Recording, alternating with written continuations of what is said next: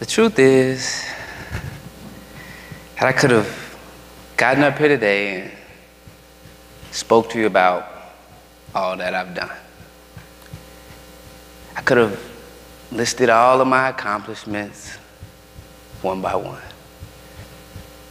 I could have found a way to make myself sound like the absolute man. Because honestly, I've done some cool things in my life. But for some reason, it just didn't feel right. I kept writing and rewriting, and writing and rewriting. But the idea never stuck. The real truth is that I'm here to talk to you today about the reason why we don't do. Now, as I said earlier, I've done some cool things in my life. I recently graduated from Morehouse College in May of 2023, and immediately after, started working for one of the top fashion companies in the world. Now, let me tell it, I was the hottest thing smoking out of college. I mean, I thought I was the real deal without ever submitting a job application or job hunting. There I was, and I must admit, I thought it was gonna be a breeze. You know, the like hard work pays off type of deal. My first corporate boss pushed my limits. And at first, you know, I took on the challenge. But as the challenge progressed, I realized that that hard work that I was just talking about was not working. That moment broke me. I was totally unprepared for the moment. My work began to pile up, and I began to change as a person. My liveliness turned into lifelessness. But my passion turned into bitterness right before my eyes. The David that was no longer there. I let my ego become the captain of my ship. So I read a book that would go on to change my life. That book is A New Earth by Eckhart Tolle. Now, Tolle's definition of ego is dense. I highly encourage everyone to read the book. However, I was able to extract 3 key ways in which the ego shows up in our life. The first being physically. And more specifically, this idea of object proliferation, which says that we fill our lives up with physical things, whether it be a house, cars, or jewelry and or clothes, in order to uphold this image that we've created our entire lives. The second way in which the ego shows up in our life is through our thoughts and our belief in who we think we are. It's the reason why we feel the need to list our 50 different roles we have in life. It's also the reason why we create this cause and effect relationship with our past. Because we grew up without money, or because we weren't given the roles we felt like we deserved, we carry those insecurities with us our entire lives. Which leads to the last way in which the ego shows up in our life, being our emotions. We allow our emotions to guide our days aimlessly. The next time a situation doesn't go your way, notice how your emotions impact your perception of yourself. you'll find yourself livid. And I do mean livid. Trying to remind yourself that you're better than that moment. You'll find yourself at a crossroad. Will you let your ego win the war? Well, the best way to win the war is to recognize when the battle has begun. When you find yourself crying because your job wasn't what you expected, or when you begin to think about the past and allow the roles and accomplishments of your past to ruin your present, well, the battle has begun. And what I didn't mention was that those examples were once me. I mean, I just didn't know what to do. My job became my living hell. I would wake up and end each day calling my mom for every ounce of support because I needed someone to back up my thoughts and to prove my ego right. I would dread getting on another call with my boss because every call felt like a personal attack that I couldn't escape from, that my ego couldn't escape from. I would join the next call with that look of enthusiasm, you know, the face. But my boss and I both knew that I was faking the funk. There was nowhere for my ego to hide. And as a result, my performance began to reflect those ego-driven thoughts.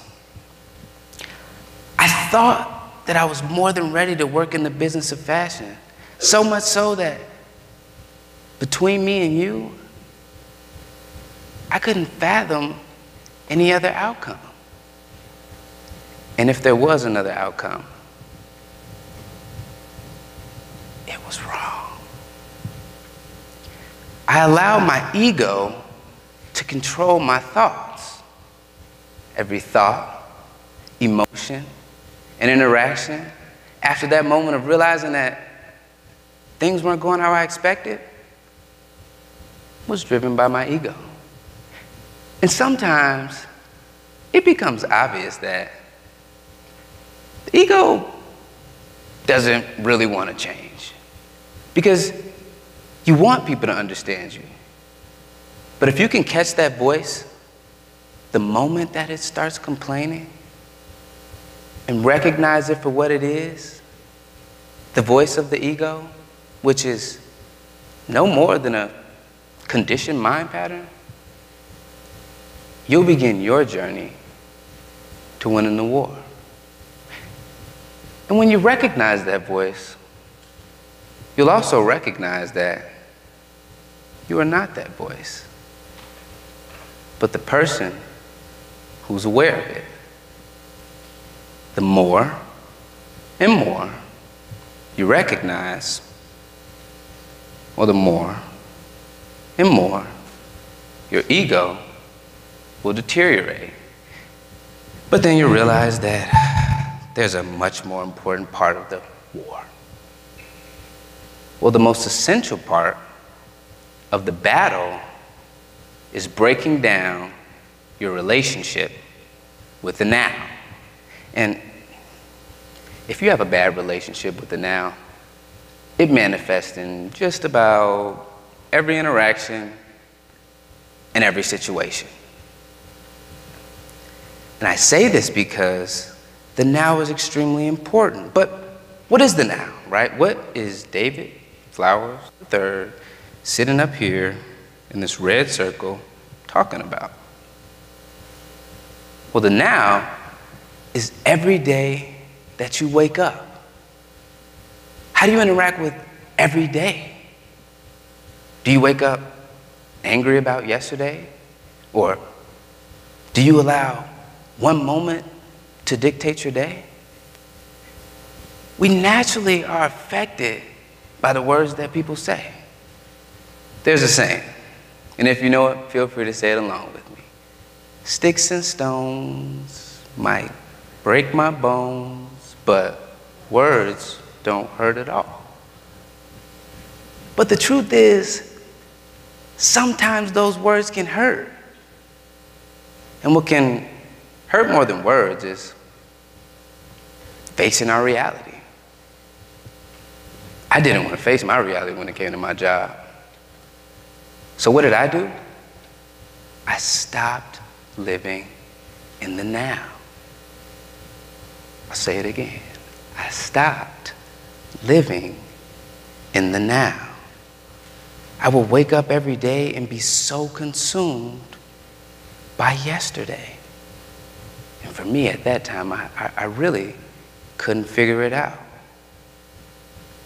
I stopped being the fun, enthusiastic, good guy that I was.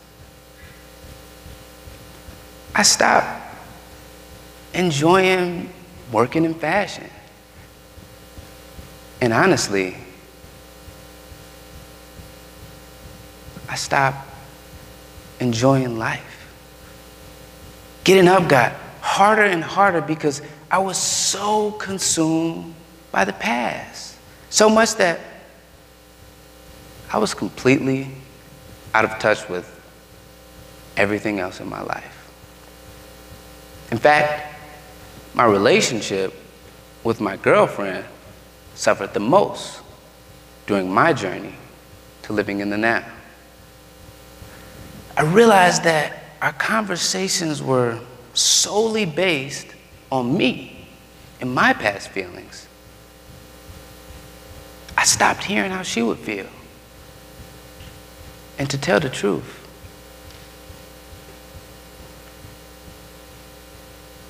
I hadn't heard her at all. That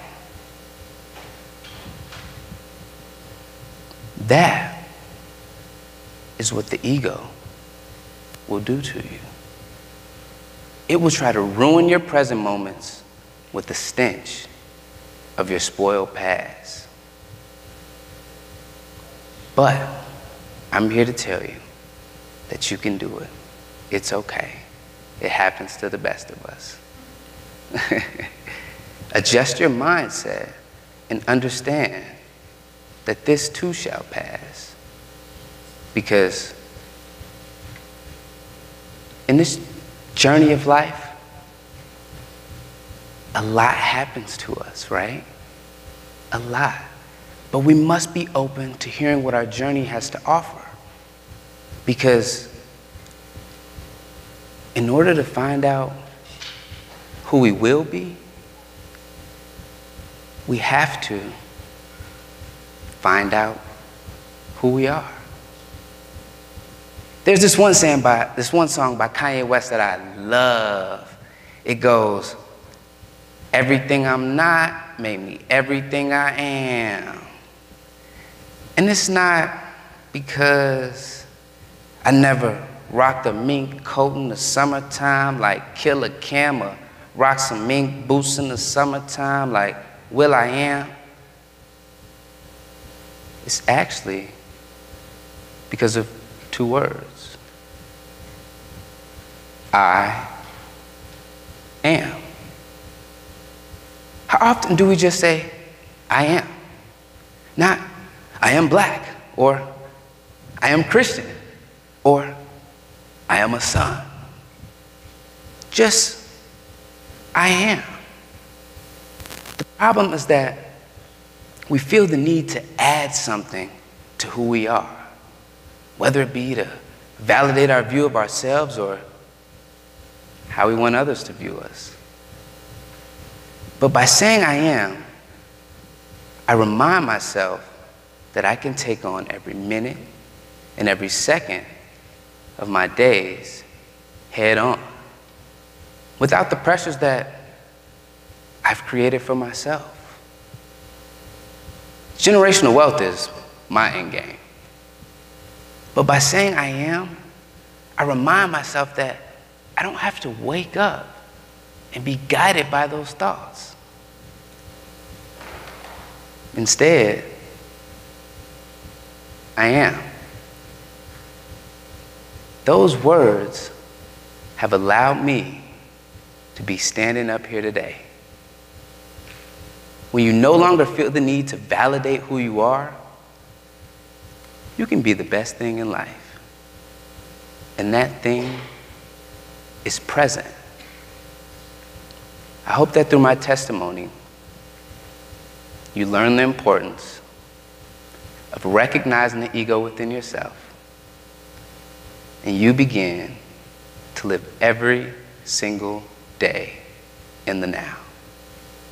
Because just like I am, you are. Thank you so much. Have a wonderful night.